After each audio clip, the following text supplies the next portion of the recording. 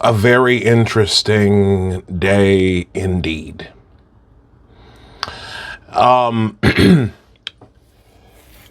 I I didn't expect to get the response I did, the response I have rather, the last several hours.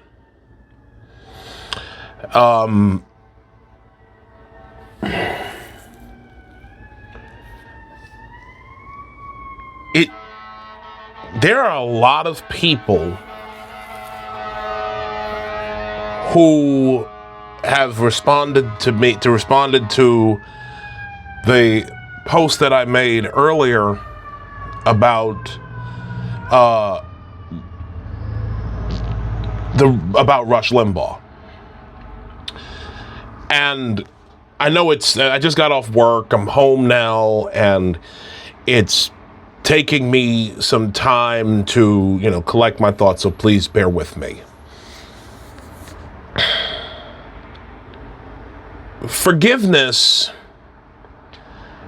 is something that I have cherished for a very long time. I'll never forget what it felt like to be truly forgiven by someone when my first ex-wife, I've been married twice and about to go into a third marriage. When my first wife forgave me for all of my actions in our marriage. It was something I wasn't exactly expecting. She knew that I was going through some things in my own head, and I wasn't a very good husband to her. And when I talked with her about maybe, this was about maybe, I want to say this was about maybe 8, 9, maybe a little bit. It was about 8 or 9 years ago when this happened. She said, "Isaiah, I've forgiven you already." And I came clean, I apologized to her about everything, and because I was a bad dude, man. I wasn't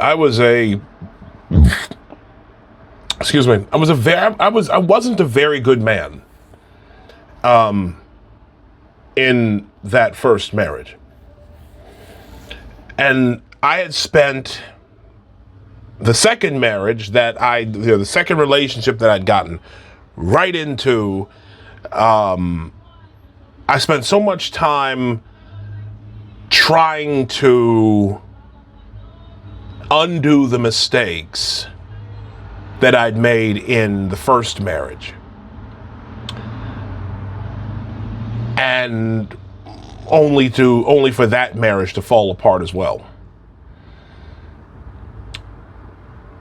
For other reasons. And when my first ex-wife forgave me for what I did, it was as if a weight had been lifted off my shoulders, It had always been my own personal policy to admit when I was wrong. To tell the truth, to not run from the truth. To not be afraid, even when the truth was ugly to look at. The truth was still the truth, and the truth was worth fighting for.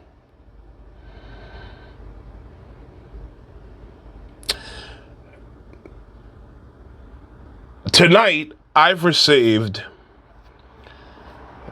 some of the warmest responses to my little post about the late great Rush Limbaugh.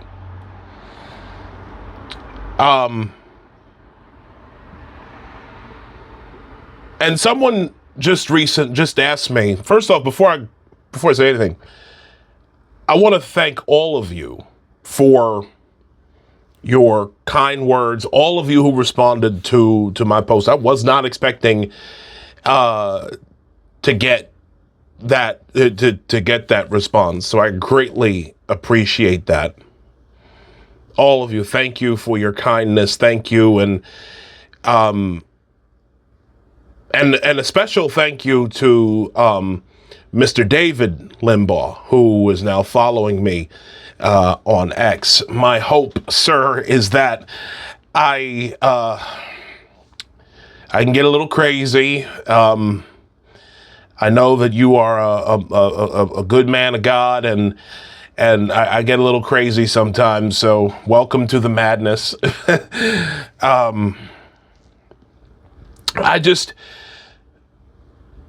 Someone asked me earlier what changed in me. And I'll tell you, like, you know, it was asked what made me hate Rush so much. Something changed in me fundamentally after I heard about the assassination of Dr. George Tiller in Kansas, and the vitriol that I'd heard about from the Christians, who the people who, you know, the Christian right, and, you know, people who I thought were good, you know, who under normal circumstances would be like, oh, well, you're a Christian, this is not, like, you're not supposed to celebrate, you know, the taking a life. And a lot of people had, you know, expressed some type of you know, good riddance sentiment when it came to Dr. George Tiller.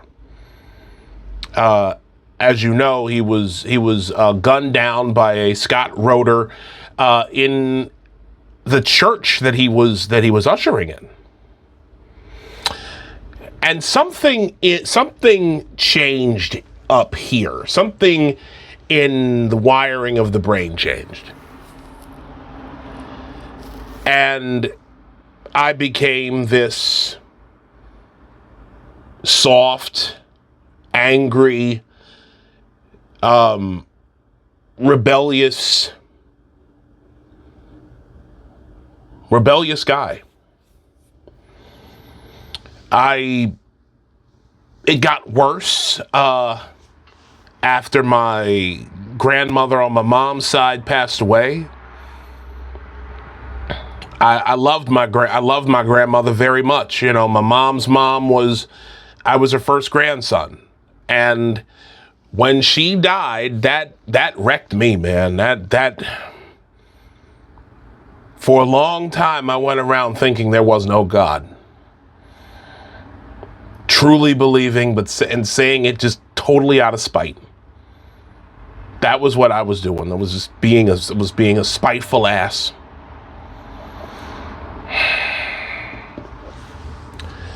And I've been going through a lot, you know, like, this has been, you know, I talk a lot about the video that went viral a couple months ago. And I have never, there's one thing I have to say, and I mean this truly. I have never in my life been welcomed so warmly and so graciously by an online community than I have by conservatives. And I mean that. This is honestly felt like a bit of a prodigal son moment, because I was raised conservative. I was raised in a conservative household. My parents, Kevin and Robin Carter, raised me and my four brothers, raised us in a godly and Christian home. And I ran from that. Even coming up here, moving up here to New York, was a bit of running for me.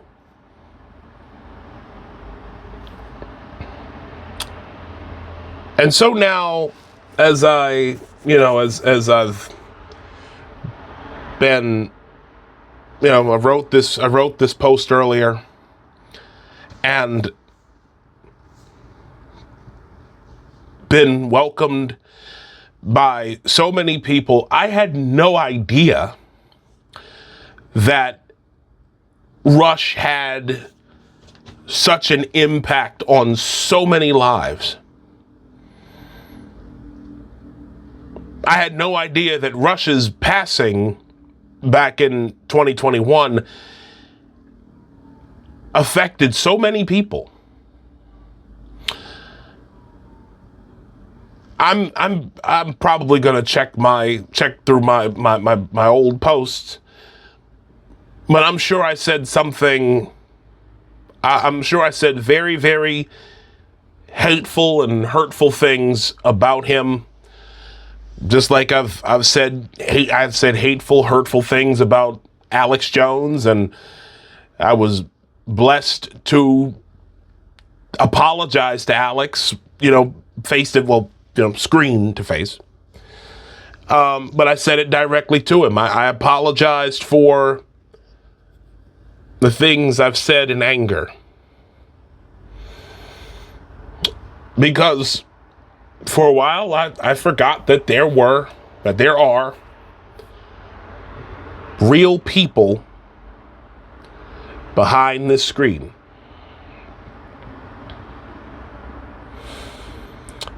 And a lot's happened in the last 2-3 months. This has been the craziest time in my life. I've had my neighbor brother, the sixth Carter boy that my parents called Mr. Charles Malone, passed away several months ago, and it's ate me up when he passed. I've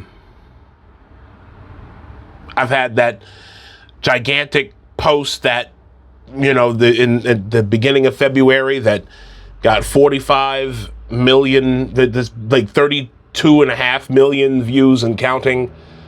And even that is still like I'm not used to it.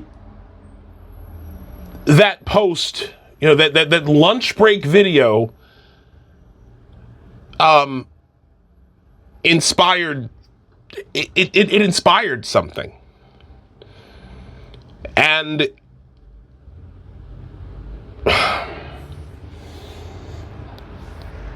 I think that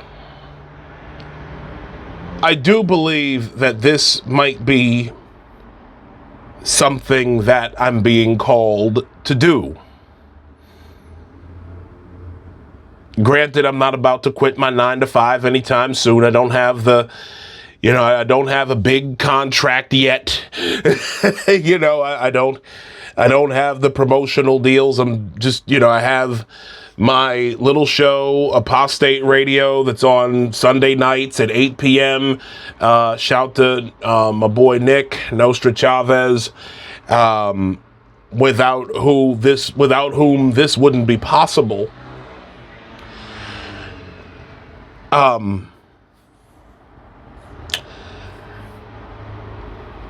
I feel like I'm starting to wonder if if this isn't a calling, if this isn't a calling on my life.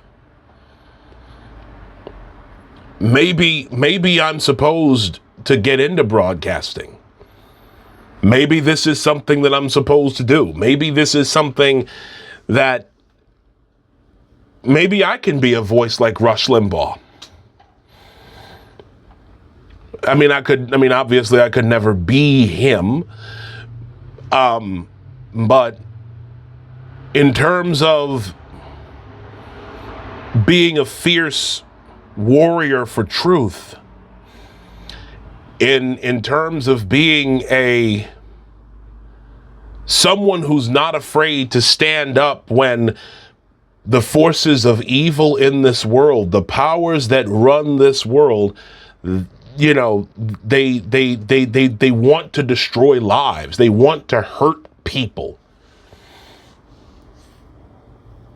They want to destroy everyone and everything and then rule over the ashes. They have started entire social movements on lies. They have poisoned the minds of so many people here in New York. They have driven people to madness, to the point where I was just thinking about this today. One of my coworkers, still wearing masks, still double masked after 5 years. I have not seen this coworker's face in 5 years. And if you tell her that COVID ended a long time ago, she's one of them holdovers. COVID isn't over. I can take my mask off when I'm good and ready. Well, it's been 5 years and you still ain't take your mask off.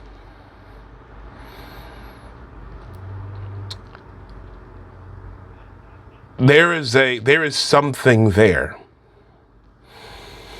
And if it is God's will for me to be there. And I'm not trying to look at this in a narcissistic, this isn't about me. This isn't about me. This is about standing up for truth. This is about standing up to evil. This is about opposing communism. Rush had it right when he marveled at the wisdom, when he marveled at what the founding fathers of this country did in creating the best nation on earth. The United States of America is, in fact, but it is objectively the greatest nation on the planet. Men breathe free air, and it's true. We weren't a great country.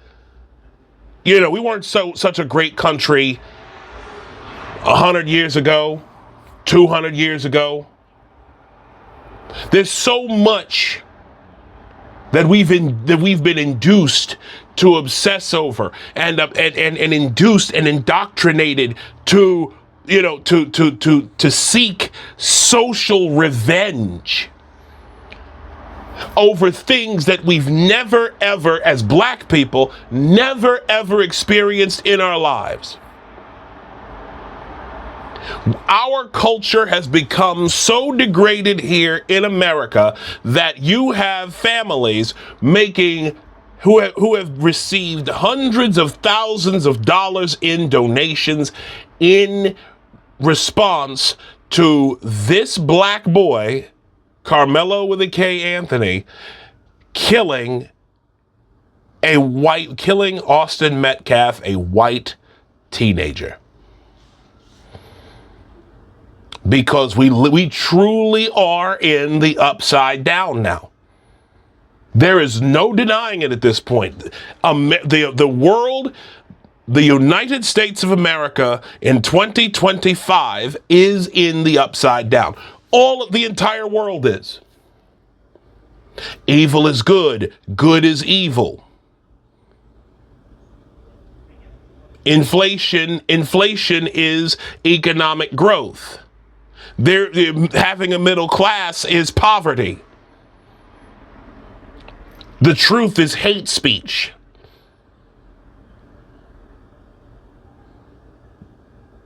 And clearly, with all of these other people, all of these strong conservative or centrist voices, Steven Crowder, Tim Pool, and all these other ones, clearly there is a need that for a whole lot of people is not being met. And I don't know what that is, but I promise you, I will get to the bottom of it, and I will do the best I can to be the best broadcaster that I can be.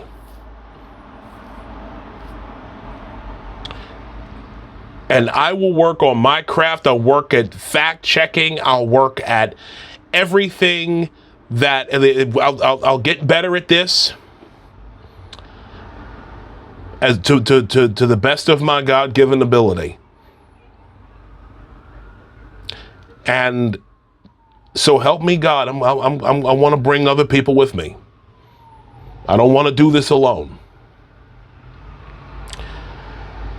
But I thank God for all of you. I've held you for far too long. I want to thank you all for listening to me. Thank you for your constant support of Apostate Radio. If you like what you hear, please, like we have a YouTube and we have a Rumble page. You can donate to our show, buymeacoffee.com/apostate radio. Gonna be, I'm getting married in July, so we need wedding, we need money for that.